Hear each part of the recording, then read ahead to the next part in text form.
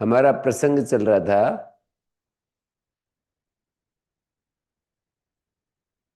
धातुओं के साथ जो अनुबंध जुड़े हैं उनका क्या प्रयोजन है। ये प्रकरण पूरा हो गया था और अब अगला प्रकरण चल रहा है कई दिन से। प्रत्ययों के साथ जो अनुबंध हैं उनके क्या क्या प्रयोजन हो सकते हैं। प्रत्ययों के साथ जैसे कहीं ऊ जोड़ देते हैं, तब तू क जोड़ दिया। कल हम देख रहे थे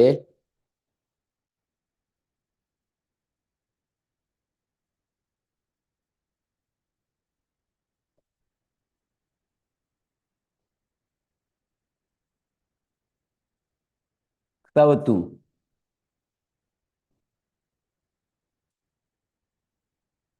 यहाँ क अनुबंध जोड़ रखा है, तब तू ऊ अनुबंध जोड़ रखा है, ता प्रत्यय है। तो एक क अनुबंध यहाँ पर, अनुबंध का मतलब जिसकी इत संज्ञा होती है उसको अनुबंध कहते हैं। इत संज्ञा योग्यत्वम अनुबंधत्वम। तो क का प्रयोजन क्या है क्ता प्रत्यय में?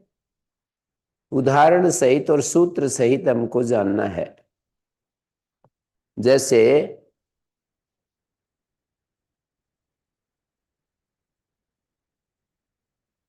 ची धातु है, क्ता प्रत्यय है, तो यहाँ क के कारण से ची को सार्वधातुकार धातु के से जो गुण होना चाहिए वो नहीं होगा। क ने उस गुण को रोक दिया।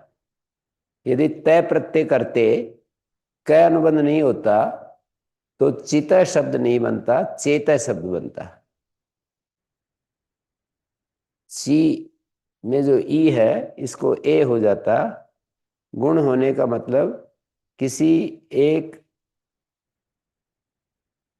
ई को ए, ऊ को ओ, री को अर, ये गुण का तात्पर्य है। कहीं री अक्षर आ जाता है, जैसे क्री, त्रिच,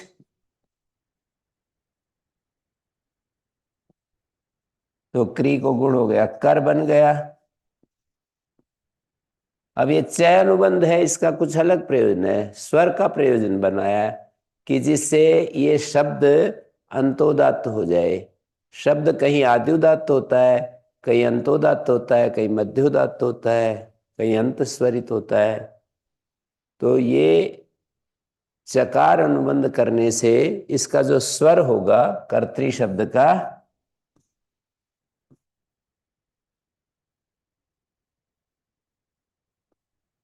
माने ये त्रि उदात्त हो गया, क अनुदात्त हो गया। हर एक शब्द में स्वर, वैदिक शब्दों में सभी शब्दों में स्वर का आयोजन किया हुआ है। लौकिक शब्दों में भी है, पर उधर तो हम उसको छोड़ देते हैं स्वर प्रक्रिया को। पर वैदिक शब्दों में सभी शब्दों को स्वर युक्त किया हुआ है, तो उसको व्याकरण सूत्रों के द्वारा समझाना होता है, समझना होता है कि यहाँ कौन सा स्वर किस तरह से प्रयुक्त हुआ है।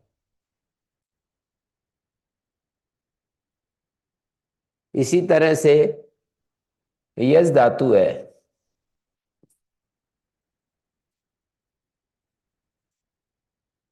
का प्रत्यय है, तो ये क के कारण से य को ई हो जाएगा। इसको कहते हैं, इस प्रक्रिया का नाम है संप्रसारण, इगेणा संप्रसारण। यण के स्थान में इक हो जाता है, इस प्रोसेस का भी नाम संप्रसारण है।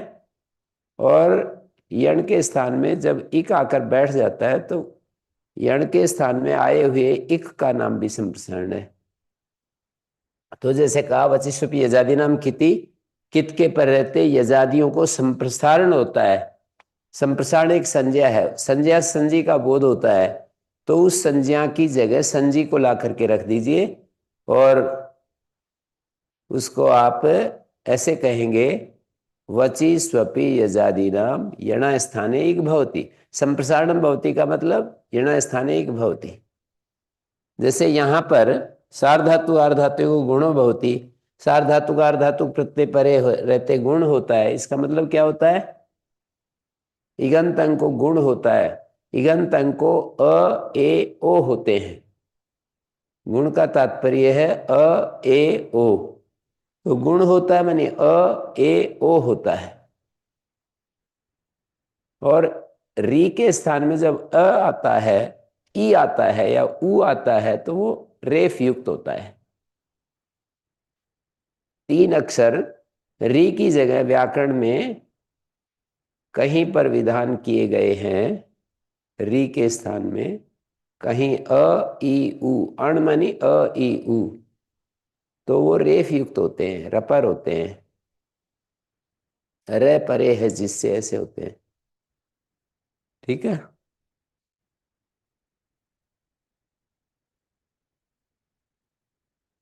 तो यहां पर री को गुण होता है। गुण होता है मानी अ ए ओ होता है। इस क के कारण से यज को यण के स्थान में इक होता है, ये अर्थ संगत हो गया। और ये अ, और ये ज, और ये त,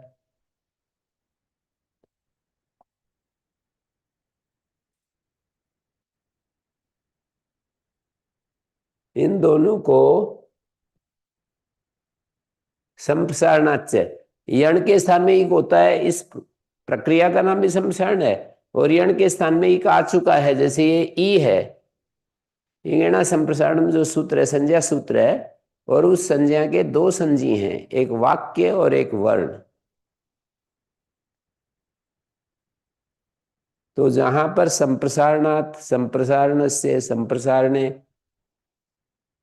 षष्ठी पंचमी सप्तमी विभक्ति होती है, वहां तो वर्ण संजी के रूप में लिया जाता है।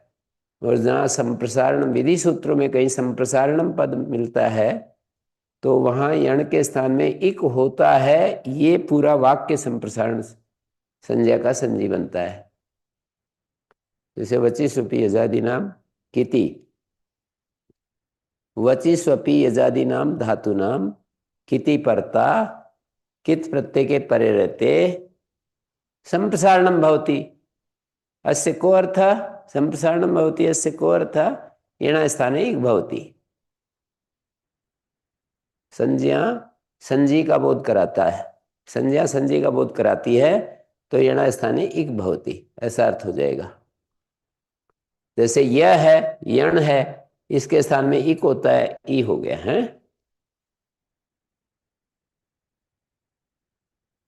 संप्रसारणाच्य, संप्रसारण से उत्तर। यहां यह अर्थ नहीं है संप्रसारणाच्य का यण के स्थान में इक होता है। यहां अर्थ है यण के स्थान में आया हुआ जो इक वर्ण है उसको संप्रसारण कह रहे हैं। यण के स्थान में जो इक वर्ण आया है उससे उत्तर अच परे हो, अकार परे है, तो पूर्व और पर। ई तो पूर्व है, अ पर है, पूर्व पर के स्थान में पूर्व वाला रूप हो जाता है।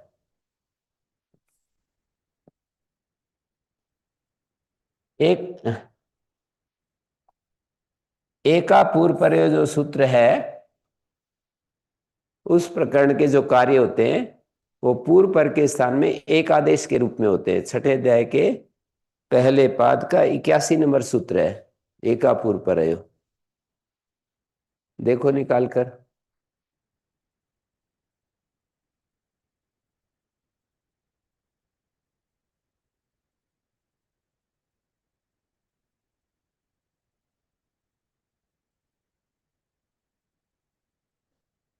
इसकी अनुवृत्ति चलती है, कहां तक है? ख्यत्यात् परस्य से पहले पहले। मैं इस तरह बोल रहा हूं, ख्यत्यात् परस्य सूत्र से पहले पहले पूर्व और पर के स्थान में एक आदेश होता है। ये एक आदेश कई रूपों में है, कहीं गुण एक आदेश, कहीं वृद्धि एक आदेश। कुल ये इस प्रकरण में देखेंगे हिसाब लगाकर, तो ये 7 एकादेश हैं। जैसे आद गुणा से गुण एकादेश, वृद्धि रेचि से वृद्धि एकादेश, एंगी पर रूपम। उस प्रकरण में फिर और भी कई सूत्र हैं। एंगी पर रूपम पर रूप एकादेश, अमी पूर्वा पूर्व रूप एकादेश, अकासवर्ण दीर्घ दीर्घ एकादेश, प्रथम पूर्व सवर्ण दीर्घ एकादेश। जैसे अकासवर्ण दीर्घ 97 नंबर है ना, तो दीर्घ एकादेश, प्रथम पूर्व सवर्ण, प्रथम द्वितीय विभक्ति का अच परे हो तो पूर्व सवर्ण दीर्घ एकादेश, अमी पूर्व पूर्व एकादेश, पूर्व रूप एकादेश। उसी श्रृंखला में एंगी पर रूपम, नहीं उसी श्रृंखला में अमी पूर्वा एंगा पदांतादति, अकार परे हो एंग से बाद पूर्व रूप एकादेश हो जाता है। तो 7 एकादेश हैं ये।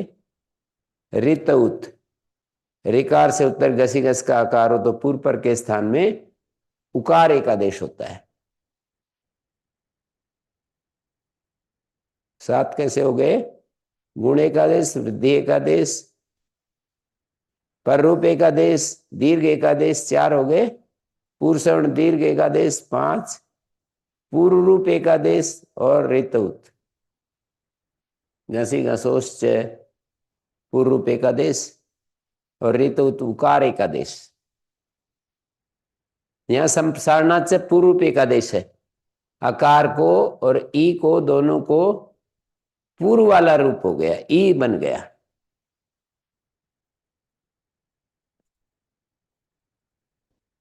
और इस जय को फिर बाद में वृष भ्रज स्त्रिज मिरज यजराज भ्राजच्छ सामसा, सूत्र देखिए 8वें अध्याय के दूसरे पाद का है, 36 नंबर है।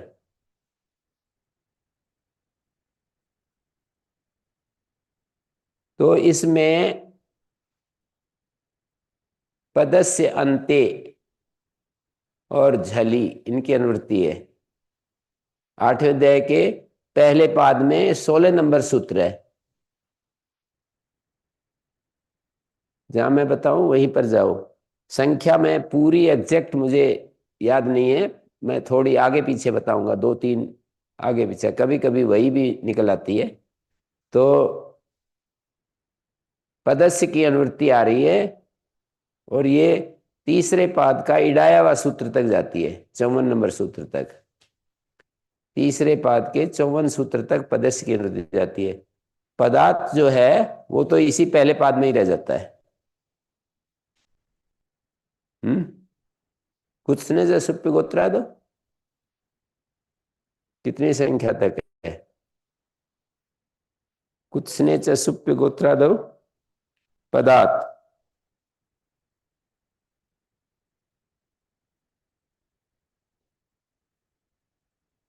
सूत्र का स्वरूप बता रहा हूं।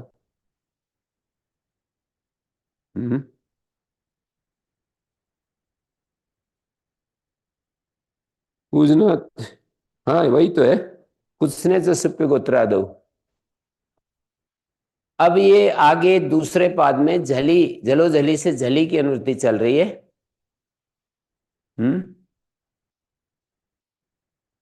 और इसको सेवाद और अंत्य जैसे अंत्य की अनुवृत्ति है। सूत्र देखिए निकालकर, कुछ ने ये इसको सेवाद और अंत्य जैसे अंत्य की अनुवृत्ति, पीछे से पदस्य आ रहा है, सूत्रार्थ बनेगा पदस्य अंत्य। और झली की अनुवृत्ति आ रही है झल के परे रहते, झल के पर रहते और पद के अंत में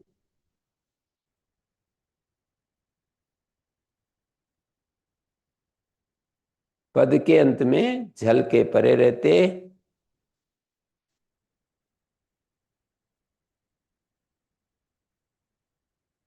जैसे तय है झल परे है ना, झल के परे रहते इस जय को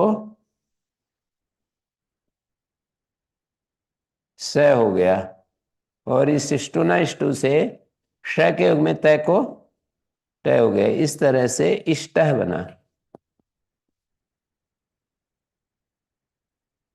इष्टह शब्द का वाक्य में यदि प्रयोग करें तो कैसे करोगे? शब्द तो बन जाता है, उसका वाक्य में भी प्रयोग करना आना चाहिए। तो इष्ट शब्द का प्रयोग सुजन जी करके दिखाओ।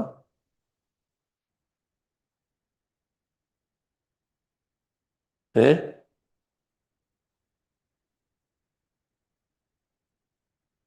इष्ट विषय वर्तते व्याकरणम।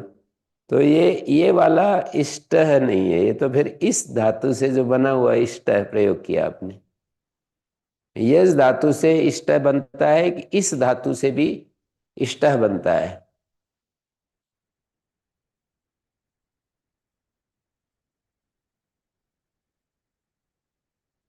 जैसे ईशु इच्छायाम धातु होती है,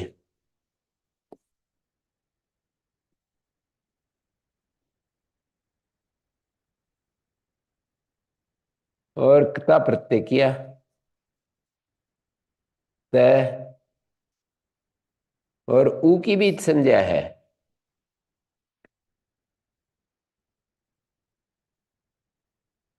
तो इस बन गया। धातु सेट होते हुए भी यहां ईट नहीं हो रहा है, क्या कारण है? क्ता प्रत्यय में एक व्यवस्था की है कि धातु सेट होते हुए भी कहीं कहीं अनिट हो जाती है। साथ में दे का दूसरा पाद निकालो।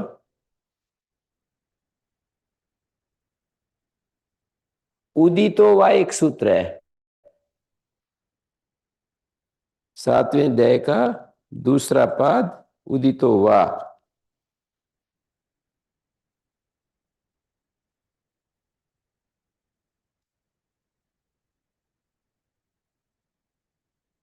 56 नंबर सूत्र है। ऊपर से 55 से त्वी की अनुवृत्ति आ रही है, तो अर्थ हुआ कत्वा प्रत्यय परे हो। यहां कत्वा नहीं है, ध्यान देना। कत्वा प्रत्यय परे हो तो उदित धातु, ये उदित है ना, ईशु। उदित माने क्या होता है भाई? उदित क्या होता है? शब्द का अर्थ क्या होता है? उदित शब्द का अर्थ उकार इत, इतना अर्थ नहीं होता है। उकार इत है जिसका। उदित शब्द में कर्मधारय समास करेंगे तो उकारित इतना अर्थ निकलेगा। बहुव्रीहि करेंगे तो उकारित है जिसका, ऐसा अर्थ निकलेगा। समास भेद से अर्थ भेद हो जाता है। यदि कर्मधारय करेंगे तो उदित माने उकारित, बहुव्रीहि करेंगे तो उकारित है जिसका। तो उदित धातु से कत्वा प्रत्यय में विकल्प से इट होता है। हम्म, विकल्प से कत्वा प्रत्यय में इट होता है। एशित्वा इष्ट्वा, इस धातु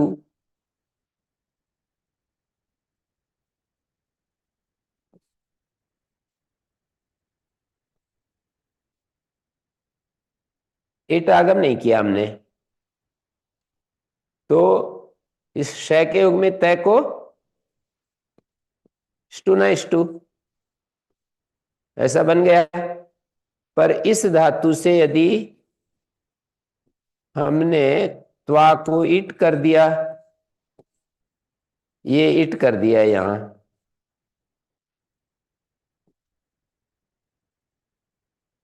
तो इट करते ही कुछ और हो गया। क्या हुआ? क्या कार्य हुआ यहां पर? एक सूत्र है न कत्वा सेठ, पहले अध्याय के दूसरे पाद का 12 नंबर है क्या? पहले अध्याय के दूसरे पाद का 12 नंबर सूत्र न कत्वा सेठ है क्या? पहला अध्याय दूसरा पाद 12 नंबर सूत्र, 18, 18 नंबर सूत्र। तो 18 नंबर सूत्र है, उसने कहा सेठ कत्वा कित नहीं होता, सेठ कत्वा कित नहीं होता, ये सेठ कत्वा है ना। कित नहीं होगा तो फिर गुण हो जाएगा। जहां कित होगा ये अनुबंधों का प्रयोजन चल रहे हैं सब। कित होगा तो गुण रुक जाएगा, किंगति च। कित नहीं होगा तो गुण हो जाएगा। तो ये कित नहीं माना जाएगा, तो इसको पुगंत लघु से गुण हो जाएगा। तो रूप क्या बना,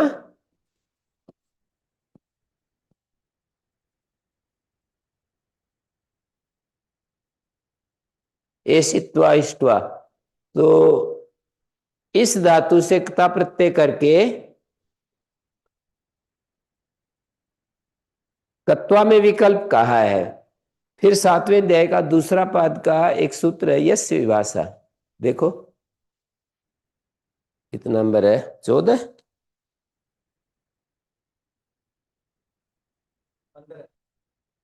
तो यस्य विभाषा कहता है जिस धातु को, यस माने जिस धातु को, विभाषा इडुक्ता, जिस धातु को कहीं भी किसी प्रत्यय में विकल्प से इट कह दिया, निष्ठा में इट नहीं होगा।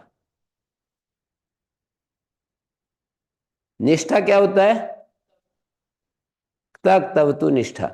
जिस किसी भी धातु को विकल्प से इट कह दिया, यस्य धातु क्वचित विभाषा इडुक्ता तस् निष्ठा विडागमो न भवति, उस धातु को निष्ठा में इट नहीं होगा।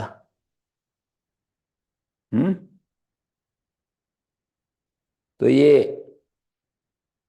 मान लीजिए इस धातु हम ये वाली ले रहे हैं जो उदितो वा से विकल्प किया है, तो फिर निष्ठा में इट नहीं होगा। निष्ठा तब प्रत्यय इट नहीं होगा तो इष्ट रूप बनेगा। मम इष्ट विषय, ऐसा प्रयोग किया इन्होंने। और मैंने यस धातु से इष्ट बनाया, मैंने पूछा इसका प्रयोग करो, इन्होंने प्रयोग कर दिया। शब्द एक ही है, धातु भिन्न होने से अर्थ भिन्न हो जाएगा। ये वाला इष्ट का अर्थ है इच्छित विषय, इष्यते इति इष्ट है, जिसको चाहा गया है वो इष्ट है। कर्म कारक में क्तः प्रत्यय लाए हैं।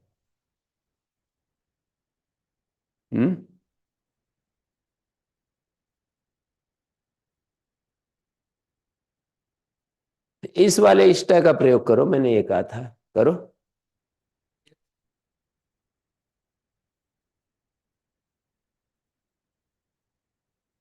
अब इसको देखने के लिए आपको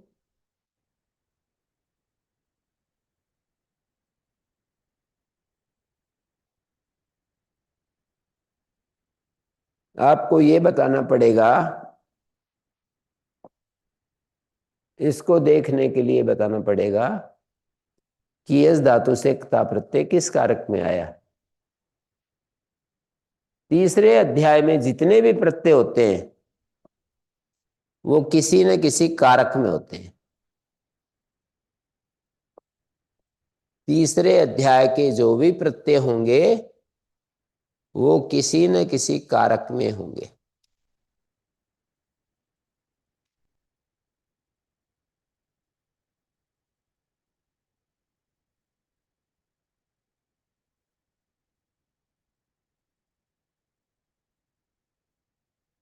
तीसरे अध्याय के जो भी प्रत्यय, ये एक बड़ा प्रसिद्ध सिद्धांत है, वो यदि समझ में आ गया तो तीसरा अध्याय आ गया, और ये बात नहीं आई तो तीसरा अध्याय पूरा पढ़ लिया, कुछ भी नहीं आया। कि धातु से जो प्रत्यय होते हैं वो साधन को कहने के लिए होते हैं। साधने तव्यदादय विधीयन्ते, ऐसा भाष्यकार जगह जगह कहते हैं। साधन को कहने के लिए तव्यदादि प्रत्यय आते हैं। साधन मानी कारक। कहीं कहीं भाव में प्रत्यय होते हैं तो अभाव साधन होता है। तीसरे अध्याय क्या, ये जो भाव में प्रत्यय होते हैं ये भी थोड़ा कठिन विषय होता है, धीरे धीरे समझ में आता है। भाव में प्रत्यय होने पर कैसे क्या क्या अर्थ होता है। धातु से प्रत्यय या तो भाव में होते हैं या तो किसी कारक में होते हैं। साधन दोनों के लिए प्रयोग हो जाता है, कारक भाव को नहीं कह सकते। भाव साधन ये तो हो जाएगा, भाव कारक ऐसा नहीं होगा।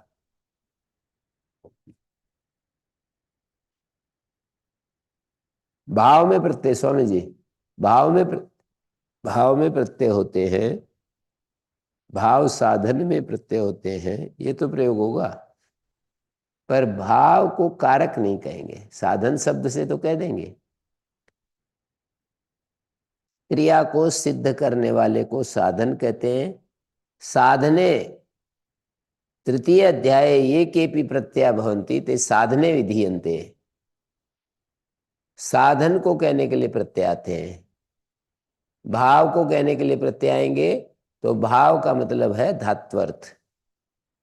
धातु से प्रत्यय धात्वर्थ को कहने के लिए आएंगे, धातु के अर्थ को बताने के लिए प्रत्यय आएंगे। धातु का अर्थ है पच, धातु का अर्थ है पकाना, तो उसी पकाने अर्थ को कहने के लिए भाव में प्रत्यय आ गया। पाक, पक्ति, पचनम।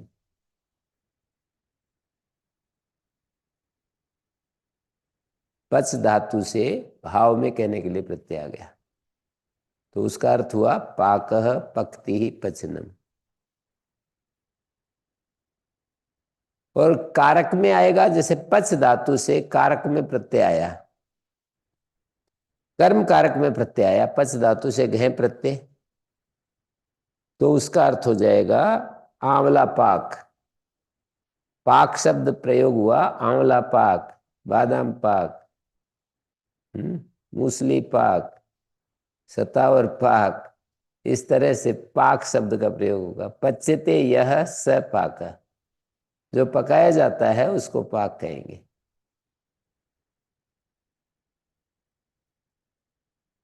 जैसे वो उदाहरण मैं अभी भी पूछ रहा था इन ब्रह्मचारियों से कि इद्म शब्द का अर्थ एक जगह घी होता है, एक जगह समिधा होता है, तो उसका कारण यही है कि ई इंधी दीप्तो, इंद धातु से कर्म कारक में प्रत्यय कहेंगे, तो इद्म का अर्थ हो गया इध्यते, इध्यते यह, इध्यते या सा, इध्यते यत तद इद्म। और करण कारक में प्रत्यय करेंगे तो इध्यते अनेन इति इद्म। जिसको प्रदीप्त किया जाता है, कर्म कारक में करेंगे जिसको प्रदीप्त किया जाता है तो समिदार्थ आएगा, करण कारक में प्रत्यय करेंगे तो घी अर्थ आएगा, घृत।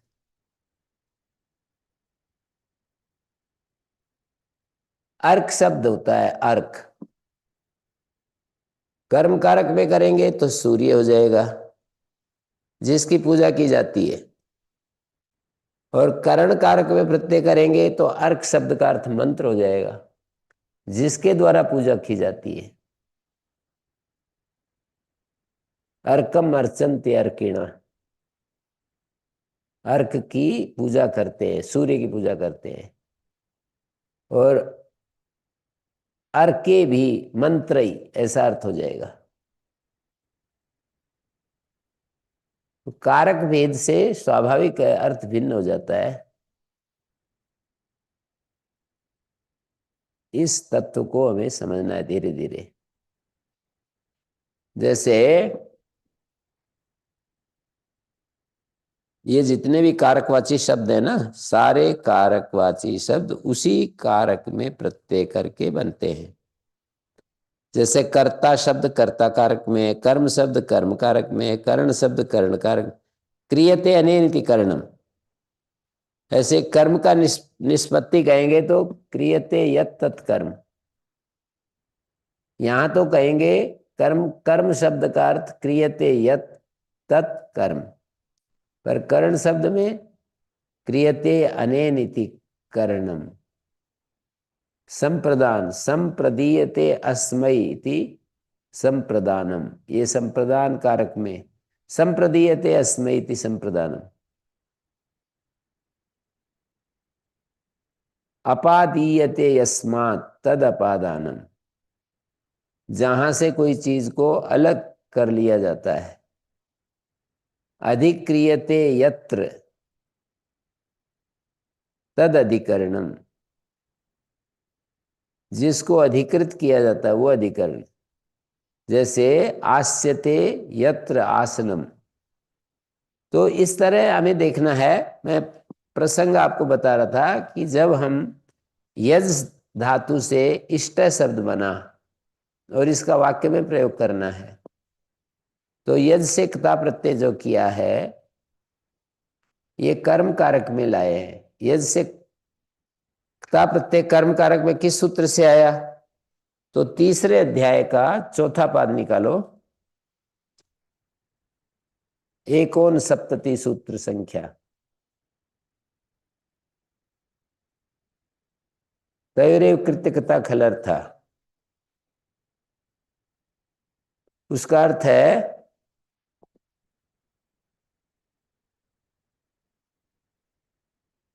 तयोरेव कृत्यकता खलर्था। कृत्य प्रत्यय, क्ता प्रत्यय और खलर्थ प्रत्यय है।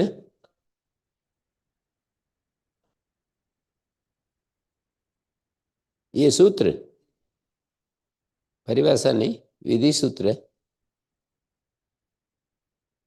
तयोरेव कृत्यकता खलर्था। तयो शब्द द्विवचन में है, पूर्व प्रक्रांत का निर्देश करता है, पूर्व में जो प्रसंग चल रहा है उसको बताता है। तयो उन दोनों में, तयो माने उन दोनों में, सप्तमी का द्विवचन है। किन दोनों में? इससे पहले वाला सूत्र है लाह कर्मणि च भावे च कर्म के व्यय। तो कर्मणि और भावे इन दोनों का तयो शब्द से संकेत है।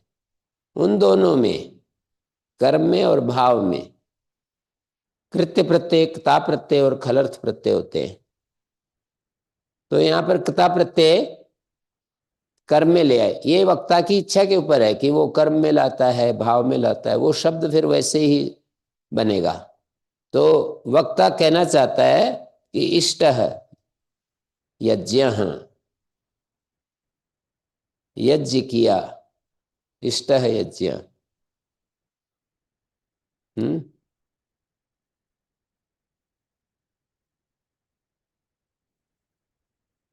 होम इष्ट, यज्ञ इष्ट।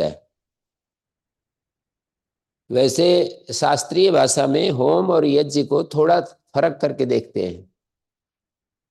तिष्ठद होमा, खड़े होकर के कुछ यज्ञ किए जाते हैं उनको होम कहते हैं, बैठ करके जो करते हैं उनको यज्ञ कहते हैं। ऐसे थोड़ा फर्क करते हैं, सामान्य प्रयोग भी हो जाता है।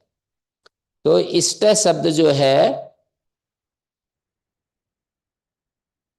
वो कर्म कारक में संपन्न है। इसको भाव में भी किया जा सकता है। तो कोई धातु सकर्मक है, उससे कर्म में तयोरेव कृत्यकता खलर्था। सकर्मक है उससे कर्म में होगा, अकर्मक है तो उससे भाव में होगा। पर विवक्षा भेद से कोई भी धातु सकर्मक भी अकर्मक हो जाती है।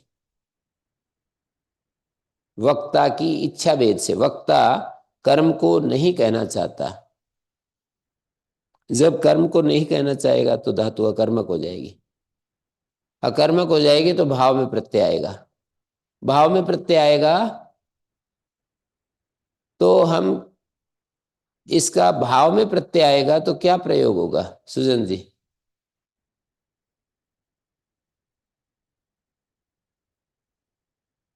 देवदत्तेन इष्टम, तेन इष्टम। कर्ता में तृतीया हो गई और इष्टम का अर्थ है उसने यजन किया। जब भाव में प्रत्यय आएगा तो कर्ता अनभिहित रहेगा, कर्ता अनभिहित होगा तो कर्ता अनभिहित कर्ता में कर्तृकर्णयोः तृतीया हो जाएगी। अनभिहित कर्ता में कर्तृकर्णयोः तृतीया हो जाती है। और यज धातु से क्ता प्रत्यय कर्म में आएगा तो फिर देवदत्तेन ज्योतिष्टोमः इष्टः। ज्योतिष्टा, ज्योतिष्टोम नाम का जो याग है उसका यजन किया, ज्योतिष्टोमः इष्टः। इस धातु से इष्ट नहीं बनाया, अब यज धातु से इष्ट बनाया हमने, तो ज्योतिष्टोमा इष्ट ऐसा प्रयोग होगा।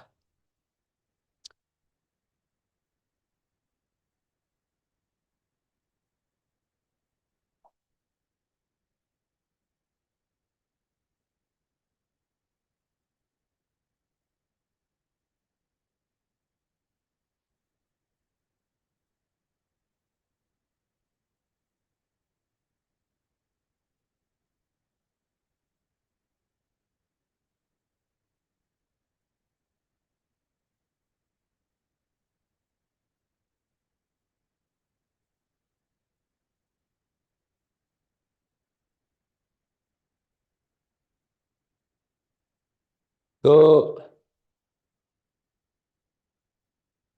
ककार अनुबंध का प्रयोजन देखा हमने, कहीं कित को अकित कर दिया तो गुण हो गया, जैसे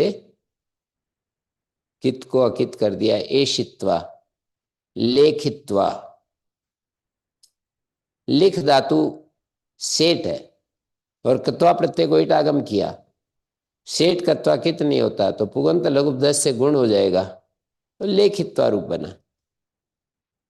कत्वा प्रत्यय कित होता है तो गुण नहीं होता, कत्वा प्रत्यय भी तो है ना कित, जैसे क्री धातु है, कत्वा प्रत्यय है, धातु अनिट है। धातु अनिट है इसका अर्थ होता है कि ये एकाच और अनुदात्त है।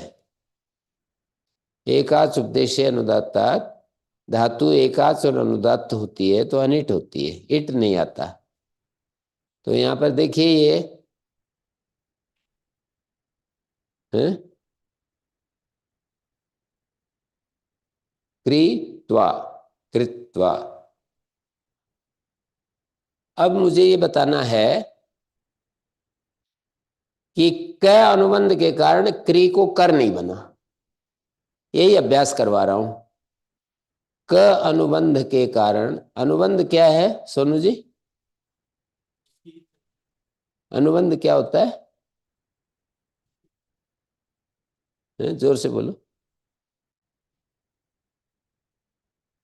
है?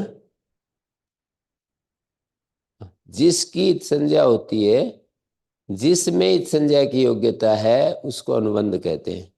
तो कत्वा को क अनुबंध युक्त किया है,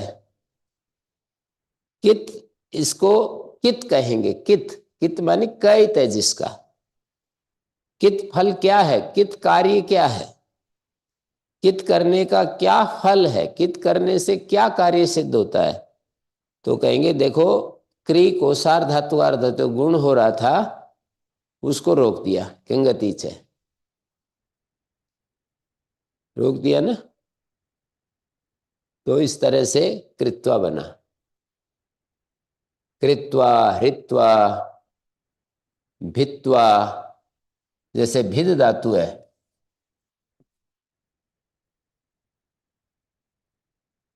यहां पर भिदिर धातु होती है, भिदिर, और ई और रे की संज्ञा होगी।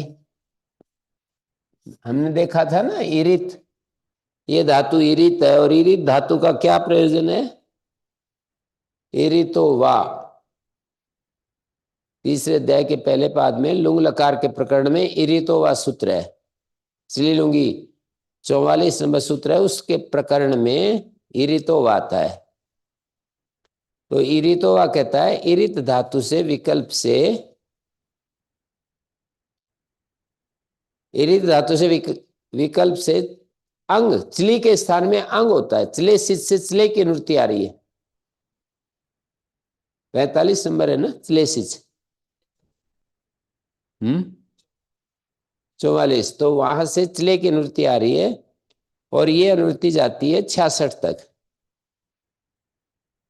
है ना, चिन्ह भाव कर्मणों तक। तो भिद धातु से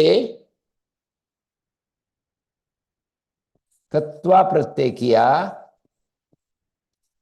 और कित होने से यहां पर गुण किससे प्राप्त है? भिद धातु को किससे प्राप्त है? जैसे क्री धातु को गुण किससे प्राप्त है पूछेंगे तो क्या बोलेंगे? सार धातु का धातु कहो। और भिद धातु को गुण किससे प्राप्त है स्वामी जी? आप बोलो। हम्म, आप बोलिए स्वामी जी।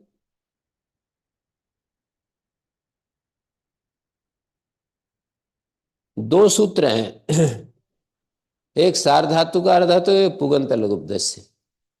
प्रसिद्ध दो सूत्र हैं। जब इगंत अंग होता है तो सार धातु का धातु को बताना चाहिए, और यदि उपधा में इक हो तो पुगंत लघु उपदेश बताना चाहिए। ये प्रसिद्ध दो सूत्र हैं, उनके अनुसार उत्तर आएगा। उनका अर्थ यदि आपको याद है तब तो बहुत ही अच्छी बात है। एक कहता अर्थ तो होना ही चाहिए, सूत्र लगाओगे अर्थ ज्ञान पूर्वक लगाओगे तो ये पक्का हो जाएगा। लघुप दिख, उपधा क्या है? अलोन्त्यात पूर्व, अंतिम अल से पूर्व अल ई है ना, तो लघुप दिख को गुण होता है। भिद कंगति से मना हो गया। फिर खरीच है,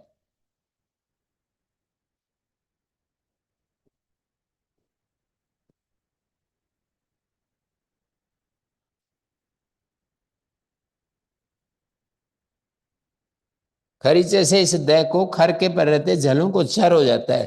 चर प्रथम अक्षर होते हैं, तो ये रूप बना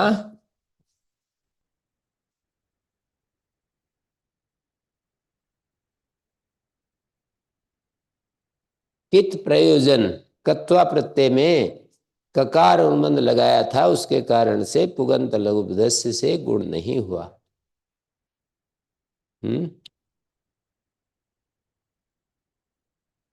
ठीक है।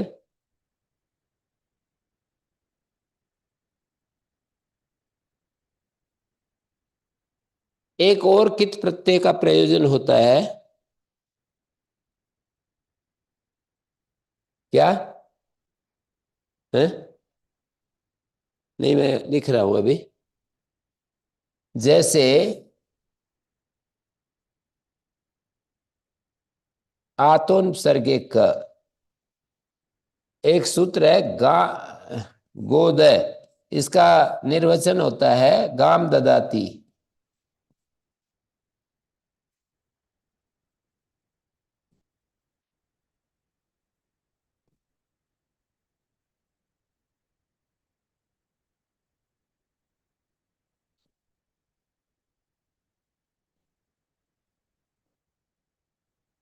द धातु से क प्रत्यय हो गया।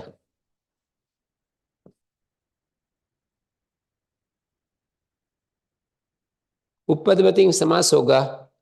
ये उपपद है और इसके साथ समास हो गया। सुपो धातु प्रातिपदिक, धातु और प्रातिपदिक के अवयव सुप का लुक हो जाता है। धातु का अवयव हो या प्रातिपदिक का अवयव हो तो सुप का लुक हो जाता है। धातु का अवयव है ये जो गंस है ये धातु का अवयव है। क्यों भाई? धातु का अवयव है क्या? धातु का अवयव क्यों नहीं है? प्रातिपदिक का अवयव किस नियम से है?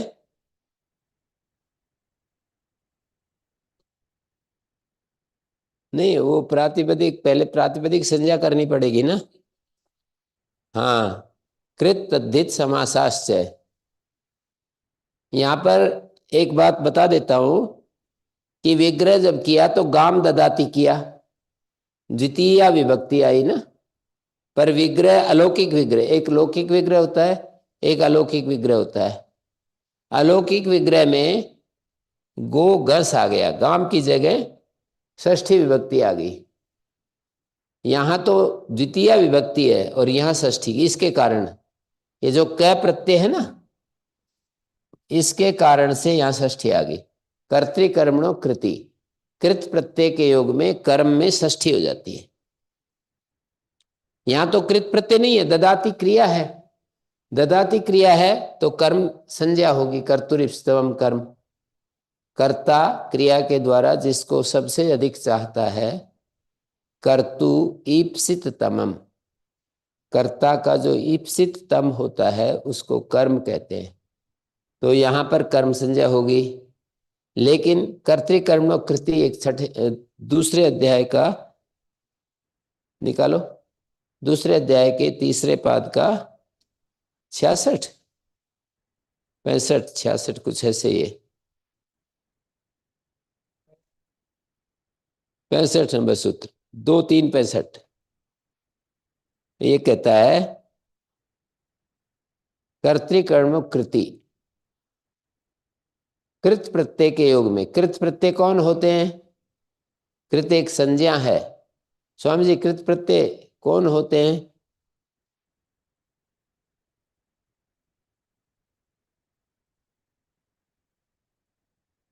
कौन बताएगा? कृत प्रत्यय कौन होते हैं, आप बताओ सुजन जी।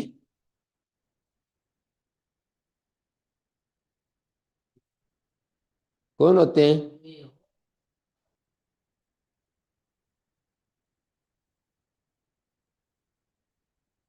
धातु से दो तरह के प्रत्यय होते हैं, एक का नाम तिंग है, दूसरे का कृत है। किससे होता है कृत नाम? तीसरे अध्याय के पहले पाद का 91 नंबर सूत्र, 93 नंबर सूत्र क्या है?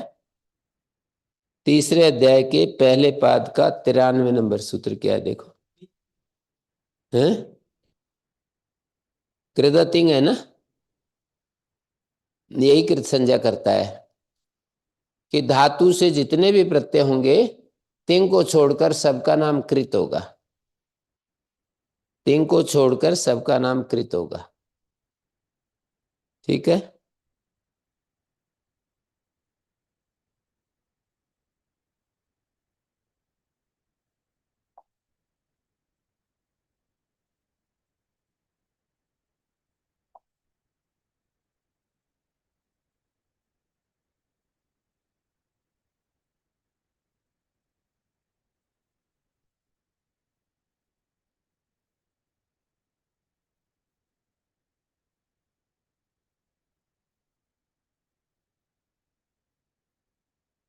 ये जो क प्रत्यय है कृत है, क्योंकि धातु से हुआ है ये, तिंग को छोड़कर है। तिंग कौन से प्रत्यय होते हैं? तिंग प्रत्यय कौन से होते हैं? पूरा बोलो।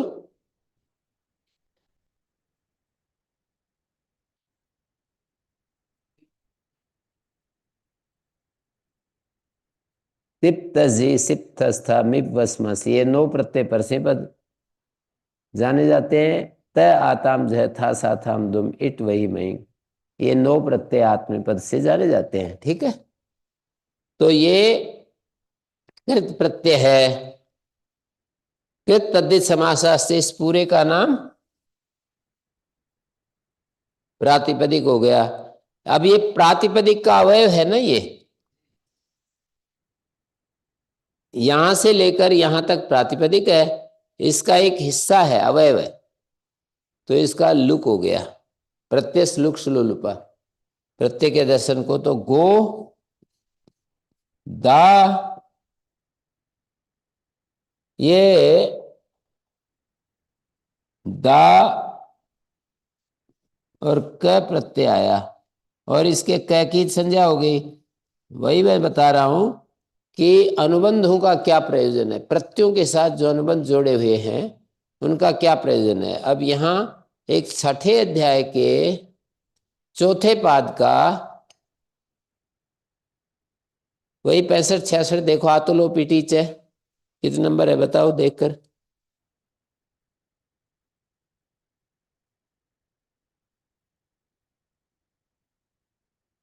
65। तो इसका अर्थ यह है आकार का लोप होता है, इडादी आर धातुक परे हो या आजादी कित गीत आर धातुक परे हो। सूत्रार्थ कर रहा हूं, आजादी कित या गीत आर धातुक परे हो, ये बताओ, ये क प्रत्यय आर्धातुक है सार्वधातुक? तुम बताओ, बोलो। है सार्वधातुक? क्या है? तिंग सित सार्वधातुक होते हैं, उससे बचे हुए आर्धातुक होते हैं। तिंग और सित में थोड़ी आ रहा है ये। तिप्त जी अभी आपने बोल के बताए। और शयित है जिसका, उसको शित कहते हैं। तो तिंग सित सार्वधातुक होते हैं, और उससे जो बच गए आर्धातुक, तो आर्धातुक है एक प्रत्यय। और आजादी है और कित है। तो कित प्रयोजन तो दे ही रहा हूं ना, कि आजादी कित आर्धातुक परे हो तो आकार का लोप हो जाता है। आकारांत अंग का लोप हो जाता है। ये आकारांत अंग है ना, आकारांत अंग का लोप होता है। ऐसा अर्थ कैसे बना आकारांत अंग, आजाद जी?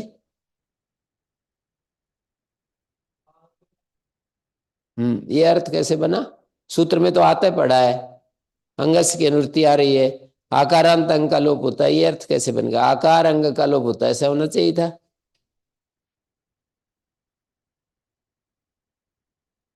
हाँ स्वामी जी। है? नहीं नहीं, हाँ हाँ। एन विधिस तदंत से, विशेषण, जब विशेषण को पकड़ करके कोई कार्य करते हैं ना, आता विशेषण अंगस विशेष्य, विशेषण से कोई कार्य करेंगे ना, तो वो तदंत समुदाय का बोधक होगा वो विशेषण। जैसे आता विशेषण आकारांत समुदाय का बोधक होगा, आकारांत समुदाय को कहेगा। तो आकारांत समुदाय है, इस पूरे का लोप नहीं होता, केवल आका ही लोप कैसे होता है? हाँ स्वामी जी। केवल आका ही लोप क्यों होता है? पूरे आकारांत तो पूरा है अंग। अंतिम अल का लोप होगा। है? आजादी कित गित, आजादी कैसे है ये? हाँ जी, आजादी। ये क प्रत्यय आजादी कैसे? अच आदि में है जिसके, उसको आजादी कहते हैं। ये तो केवल अ ही है, इसको आजादी कैसे कहेंगे? हाँ, एक में भी आदि जैसा अंत जैसा व्यवहार हो जाता है। एक ही हो उसको भी आजादी कह देंगे, या एक ही हो अजंत कह देंगे। कहीं प्रसंग है अजंत का तो अजंत कह देंगे। एक में भी आदिवत अंतवत व्यवहार हो जाता है। जैसे किसी गृहस्थ का एक ही पुत्र हो, उसके अंदर एक में ही बड़ा छोटा बीच का व्यवहार हो जाता है, कि यही मेरा बड़ा बेटा है, यही छोटा बेटा है, यही बीच का है, ऐसा हो जाता है। तो यहां पर आ का लोप होगा, कित होने से ये आ का लोप हुआ है।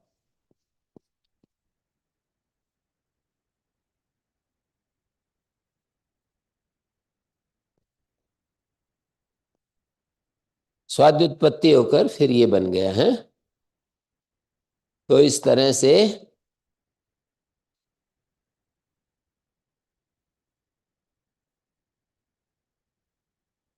कित प्रयोजन एक ही आ गया, आतोलोपीठीचे। क्या अर्थ बताया मैंने आतोलोपीठीचे का?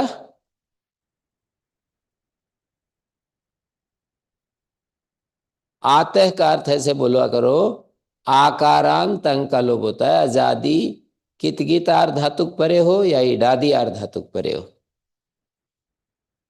इडादी आर धातुक में भी लोप होता है, आजादी कित गीत आर धातुक में भी लोप होता है। हम्म।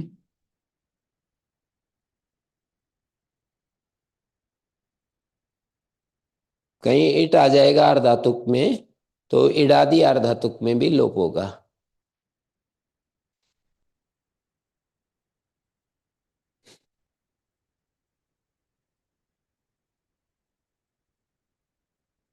आज मैंने एक अनुबंध का प्रयोजन और दिया ना आपको, उदितो हुआ। उकारित संज्ञक है जिस धातु का, उससे विकल्प से ईट होता है। जैसे क्रमु धातु है, क्रमुपाद विक्षेपे। कत्वा प्रत्यय किया, कत्वा प्रत्यय का क संज्ञक है, और ये विकल्प सेट होता है। ये लीजिए इट कर दिया। क्रम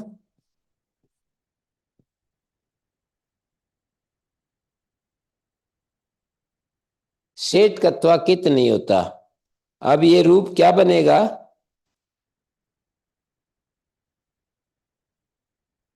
छठे अध्याय के चौथे पाद में एक सूत्र आता है,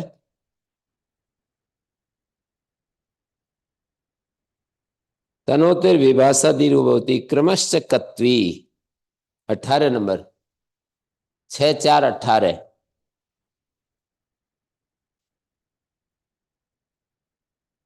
क्रम धातु को कत्वा प्रत्यय परे रहते, क्रम धातु है कत्वा प्रत्यय परे हो तो दीर्घ उपधा को दीर्घ हो जाता है। ऊपर से उपधाया की अनुवृत्ति आ रही है, उपधाया 7 नंबर सूत्र है ना, नो उपधाया, यहां से उपधाया की अनुवृत्ति आ रही है, और दीर्घ तो पिछले पाद से आ रहा है। 6 3 110 नंबर सूत्र है पिछले पाद में, वहां से दीर्घ आ रहा है। तो क्रम धातु को उपधा को दीर्घ होता है, कत्वा परे रहते,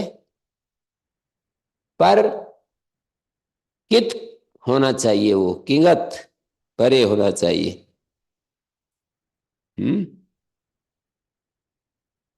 किंगत कत्वा होना चाहिए। कत्वा दोनों होता है, किंगत भी होता है, किंगत नहीं भी होता है। सेठ कत्वा कित नहीं होता है, ये अनुबंध का प्रयोजन हो गया ना। कित नहीं है तो फिर यहां दीर्घ नहीं होगा। तो रूप क्या बना, क्रमित्वा। लेकिन यहां पर विकल्प सेट होता है ना, तो देखिए विकल्प सेट हुआ,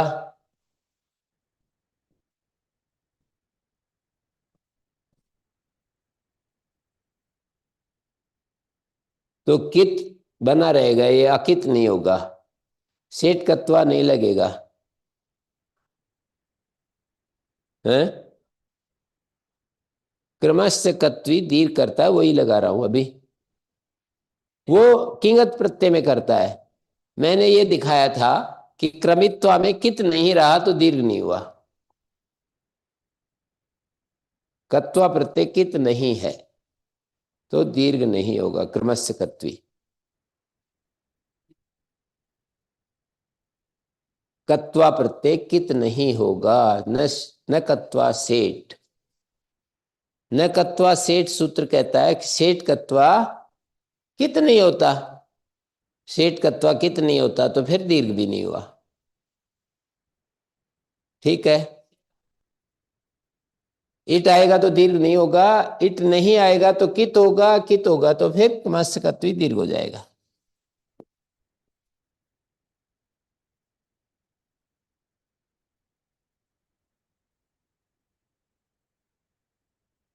अब 2 सूत्र और लग रहे हैं।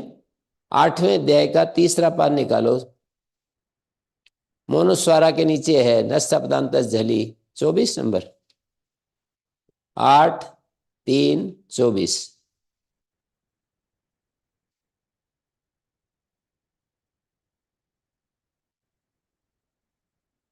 8 3 24 क्या कहता है, देखिए 4 शब्द है, एक पदांत अपदांत, पदादि अपदादि। यहां पर अपदांत का प्रयोग हो रहा है, कहीं पदांत आएगा, मोनुस्वारा में पदांत है, कहीं अपदांत आएगा, कहीं पदादि अपदादि है, 2 शब्द है। तो अपदांत मकार को नश्च न को और च से मैं की अनुवृत्ति आ रही है, अपदांत न और मैं को अनुस्वार होता है।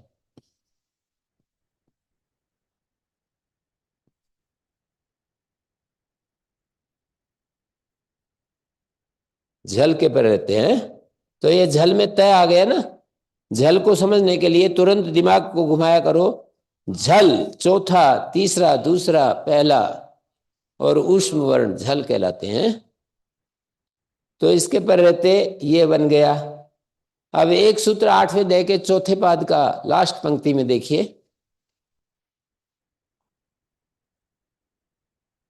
अनुस्वारस यही पर सवर्ण, ऊपर वा पदांतस्य है, नहीं अगला सूत्र वा पदांतस्य है,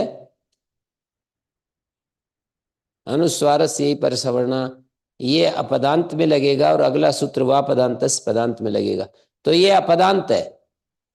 तो अर्थ क्या हुआ, अनुस्वारस यही पर सवर्ण, अनुस्वार को यही अक्षर परे हो तो पर सवर्ण हो जाता है। पर अक्षर क्या है यहाँ, तकार, उसका सवर्ण अनुस्वार की जगह बिठाएंगे तो पंचम आएगा, स्थानांतरतम।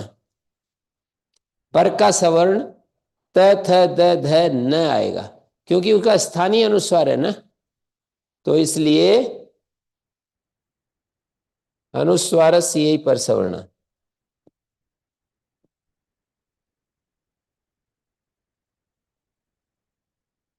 ऐसा बन जाएगा।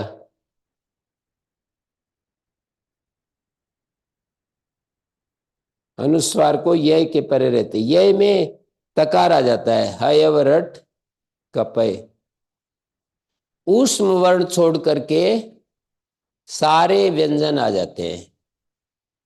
यय हयव रट के ये से लेकर कपय तक बनता है स स सर हल, ऊष्म वर्ण छोड़ दो, बाकी सारे व्यंजन यय में आ जाते हैं। तो यय में तय आ गया, अनुस्वार से पर सवर्ण। ऐसे देखिए कि कहाँ से शुरू हो रहा है, कहाँ समाप्त हो रहा है। तो हयवरट के ये से शुरू हो रहा है, कपय के ये तक जाएगा, ऊष्म छूट गए, स सर हल।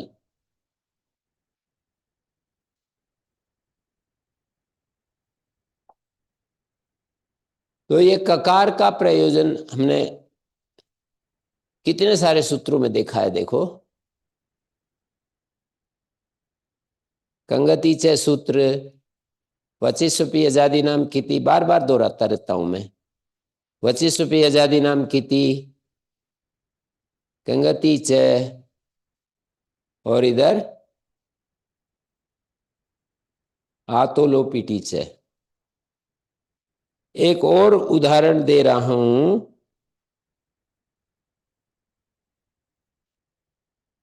जैसे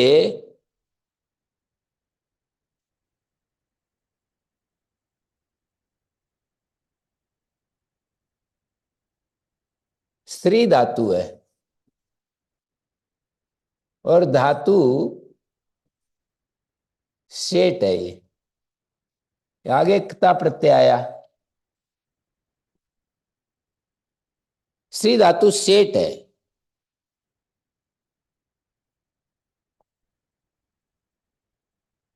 ये भ्वादिगण की शयति,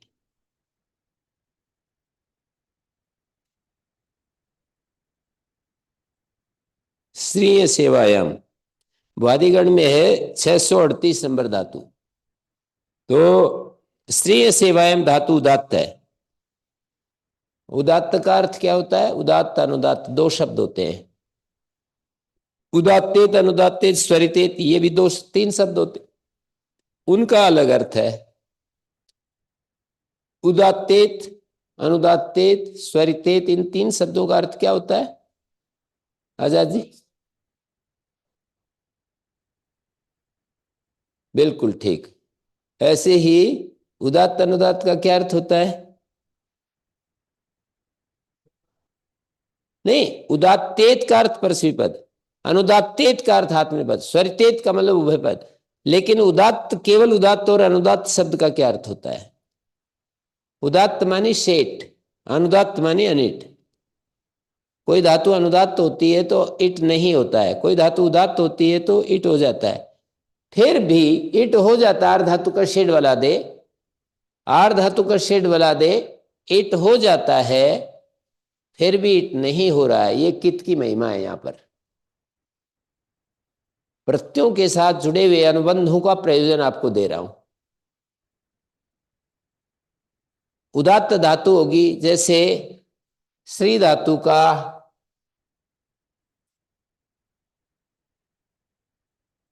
से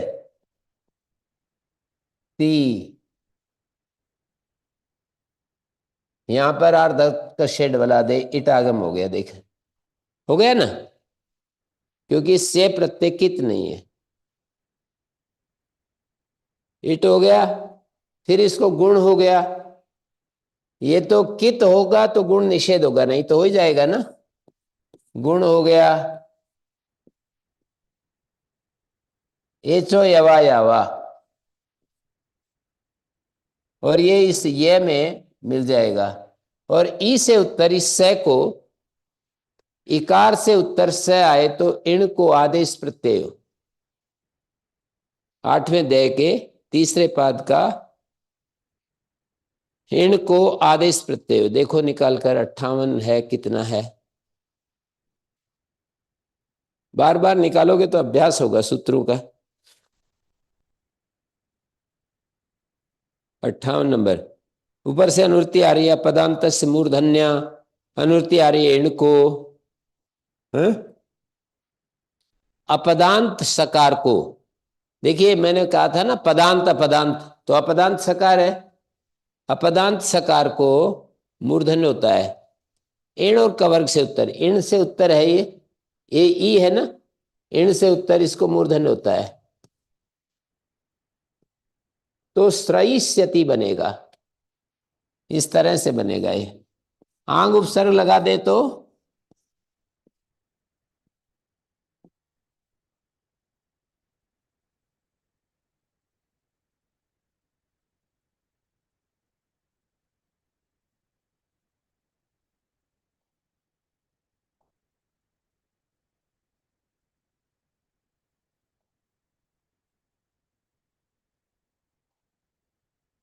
आश्रयिष्यति। अब देखिए क अनुबंध, क अनुबंध रखने से क्या हुआ,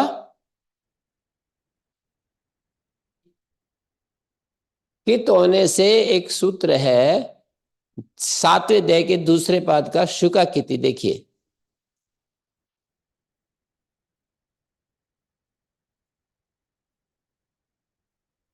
शुरू में ही है, 11 12, 11 नंबर। तो शुका किति ये कहता है, स्त्री धातु और उक अंत में हो तो कित प्रत्यय को इट आगम नहीं होता, ये कित प्रत्यय है, इट आगम नहीं होता। हम्म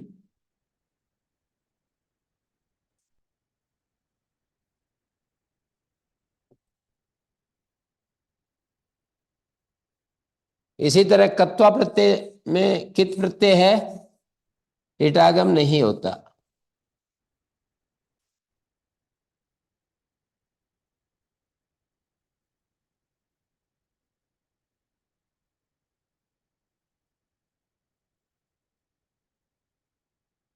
शीत श्रितवान, कत्वतु प्रत्यय आएगा तो श्रितवान आ जाएगा।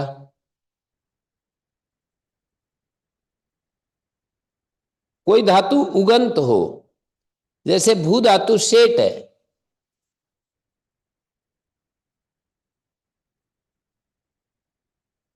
लेकिन भू उगंत है, उक प्रत्याहार अंत में है जिसके, उसको उगंत कहते हैं। तो उ अंत में है इसके, उक प्रत्याहार में आता है उ, तो कित प्रत्यय को इट आगम नहीं होता। शुका किति जो सूत्र था ना 11 नंबर, 7 2 7 2 11, तो उसने कहा उगंत धातु से उत्तर कित प्रत्यय को इट आगम नहीं होता, इट आगम नहीं हुआ तो भूत है, भूत है भूतवान। और आप देखिए भू धातु से भविष्यति रूप बनता है, शेट है धातु, जैसे इसका मैंने दिखाया आश्रयिष्यति, तो ऐसे ही ये भविष्यति बनता है, ठीक है। तास और से, ये जो विकर्ण होते हैं वहां पर क्या रूप बनता है, सेट अनिट को देखने के लिए एक अच्छा वो होता है हमारे लिए आधार। तास और से प्रत्यय, से तासी लिटो, तास और लिट, उनको हमें देखना होता है। शुका किति एक प्रयोजन दे दिया। अनुबंधों के जो प्रत्ययों के साथ अनुबंध हैं उनके ये सब प्रयोजन चल रहे हैं। आपकी बुद्धि में ये बिठाना चाहता हूं कि अनुबंधों का जो जाल है बड़ा विशेष है पाणिनि व्याकरण में, और वहां हमको ये देखना होता है किस अनुबंध के चलते क्या कार्य करवाया है, क्या कार्य किया जा रहा है। हम्म।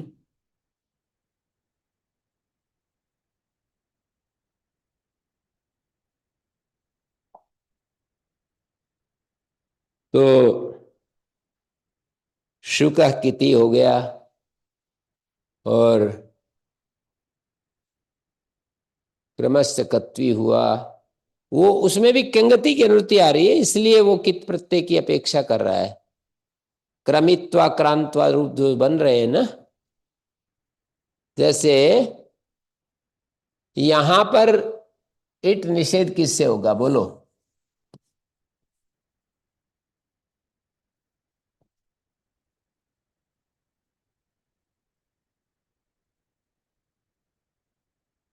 क्रम धातु तो सेठ है, फिर यहाँ इट निषेध किससे होगा, इसको बता दिया। तो आज ही मैंने बताया है तो समझो ठीक है, नहीं तो फिर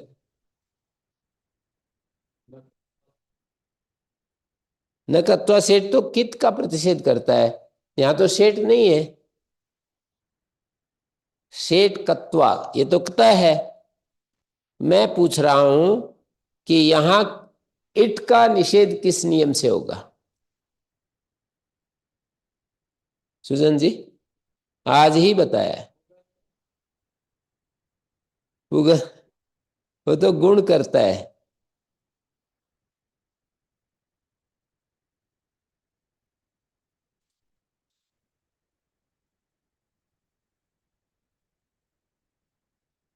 हैं?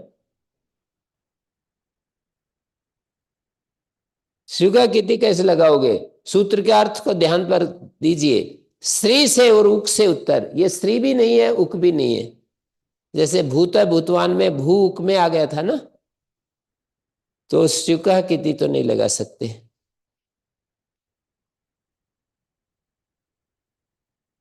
आप तीनों में से कोई हिम्मत करो। हैं? हाँ देखो इन्होंने बता दिया। जिस धातु को कहीं विकल्प से इट हो तो निष्ठा में इट नहीं होता। जिस धातु को कहीं भी विकल्प से इट हो, जैसे क्रमु धातु को उदितो वा कत्वा में विकल्प करता है, क्रमित्वा क्रांत्वा कत्वा प्रत्यय में इड विकल्प करता है। फिर धीरे से बिठाओ दिमाग में, उदितो वा सूत्र विकल्प से इट करता है कत्वा प्रत्यय में। उदितो वा कहता है उदित धातु हो, उदित उकारित संज्ञक,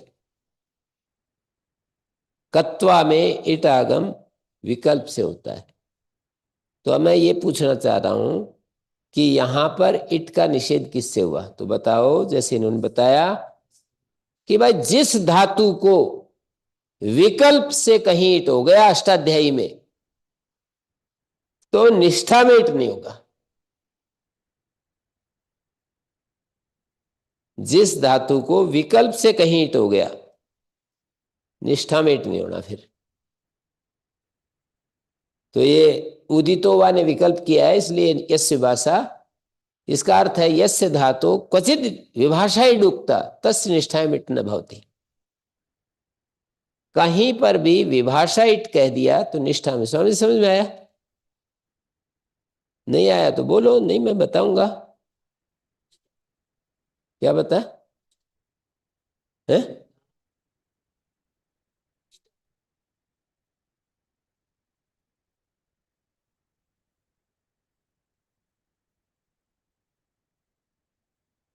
ईशु इच्छायाम धातु का इष्टा रूप बनाया था, जबकि वो धातु सेठ है। एशिता एशिष्य छी। वैसे इष्ट में कोई लोग इसको इस इच्छायाम भी मानते हैं। फिर कैसे करोगे?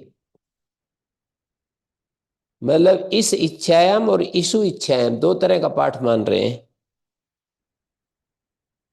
तुदादिगण की धातु है।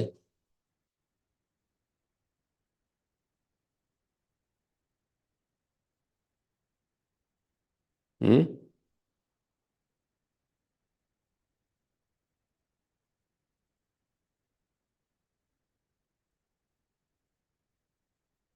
यहां पर मैं देख रहा हूं,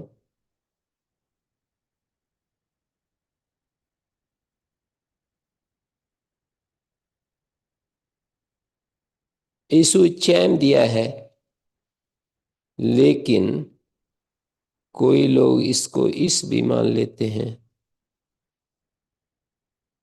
तो फिर भी इट नहीं होगा। क्योंकि 30 सहलुब रुस रिशा, 30 सहलुब रुस रिशा, इस धातु को विकल्प सेठ कहा है। जिस धातु को विकल्प सेठ हो तो निष्ठा मेट नहीं होता।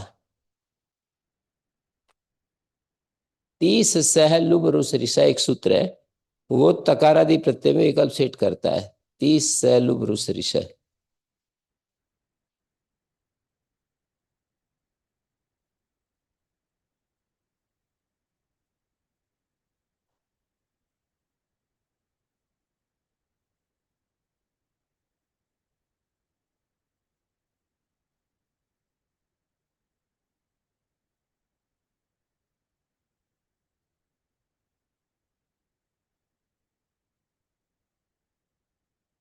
तकारादि प्रत्यय परे हो तो ईसु 30 जैसे अकारांत रखा है, 30 सहलुब रुस रिशा।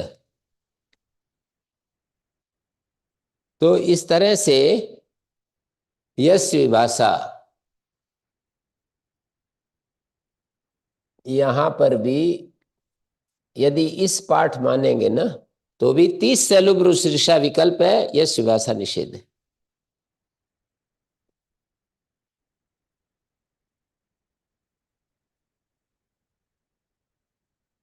उदाहरण दो तीन यदि मिल गए, समझ में आने के लिए पर्याप्त है। पर 25 उदाहरणों को आपने ढूंढ ढूंढ करके प्रयोग कर लिया तो पक्का हो जाएगा। समझने के लिए दो तीन उदाहरण पर्याप्त होते हैं, लेकिन उनका अभ्यास 25 30 जगह 100 जगह 50 जगह करोगे तब वो पक्का होगा। बार बार वो प्रयोग होगा ना, तो हमारी बुद्धि में वो पाथ वे बन जाता है? फिर वो बुद्धि उसको तुरंत वो कर लेती है, कनेक्ट कर देती है।